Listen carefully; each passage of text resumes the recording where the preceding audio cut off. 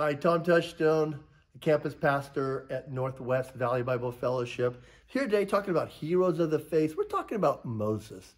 We're talking about gaining acceptance. How do you gain acceptance? You know, we're human. Every one of us want to be accepted. I remember when I first started bodybuilding, when I was in Gold's Gym, Venice, and these guys were monsters. I thought I had to become a monster to be accepted in that group, and I did. But they saw potential in me early on because of my physical ability. And we started putting that on display. Now, that didn't take me down a right track, but it did give me my first profession that I was in for 10 years as I grew up through the bodybuilding ranks from an amateur to professional. Learned a lot. It was a dark life, but I learned a life, and I was accepted in that area. Now, that didn't give me good influence in my life, caused a marriage to end, caused some bad things to happen, but I was accepted in that. So it goes on to say in Exodus 2:1, it says, Moses, now it came in the days when Moses had grown up. He was raised and he had grown up, that he went out to his fellow Hebrews and looked at their hard labors.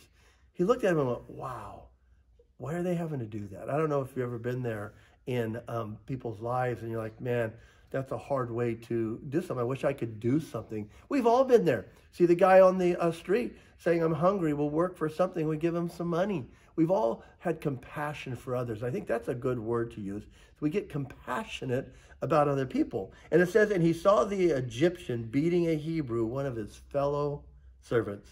We spend a lot of time identifying with groups. And I think Moses heard about his heritage, that he was a Hebrew, because his mom was able to breastfeed him when he was young. So we had this, and he realized that they were his people, and all of a sudden, somebody was mistreating him. So you can identify with a group, but there's sometimes you can just participate or be with the group. I remember when I got into the corporate world, and I rose up the rank, and I was on the corporate board of a major agricultural company. I wanted to identify every place I went. So you have a way of wanting to morph into somebody maybe who you're not. It goes on, it says, in Exodus 2:12, it says, so he looked this way and that. You ever do it? What you're doing is you're doing something you don't want other people to see about. Everybody on their phone, somebody comes, you go, well, on a computer. You know what I'm saying. And it goes that when he saw that there was no one around, isn't that what we wait for? Isn't that when sin creeps in and with no one's around? He struck and killed the Egyptian, and he hid his body in the sand. He says, I'll do away with this. In my power, I'm going to get rid of the guy that was hurting the people I want to identify with. I want them to appreciate me. I want them to be happy with me. Well, it didn't happen because there came another day when the Israelites said, are you going to kill us too? In Luke 12:2, it says, the secrets will be uncovered. The truth will come forth, and God's thoughts about every behavior and action will be vindicated. It says that things that are done in the darkness will come to light. If you're not old enough in the Lord yet to realize that, you will. God overturns all the stones in his life because he wants to heal us.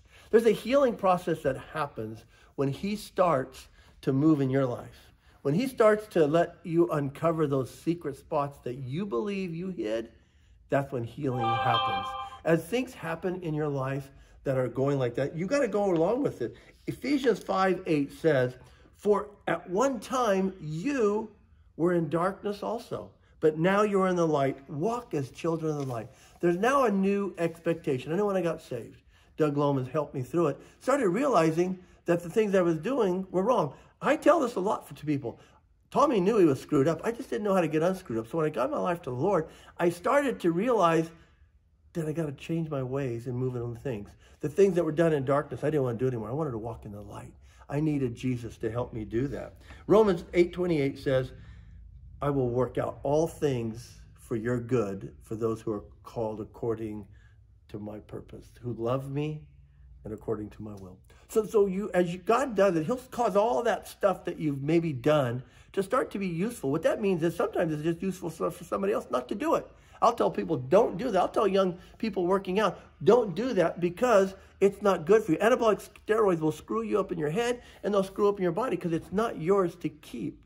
So I get around a group and I said, look at what I did, learn from it, because it is a bad thing. Jeremiah 29:11 says, I know the plans I have for you, one of welfare, not calamity. And as that is true, you have to grab onto that. He didn't say, I'm here to support your plans. He says, I have plans for you.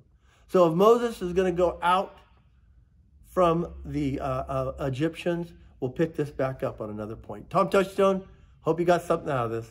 God bless.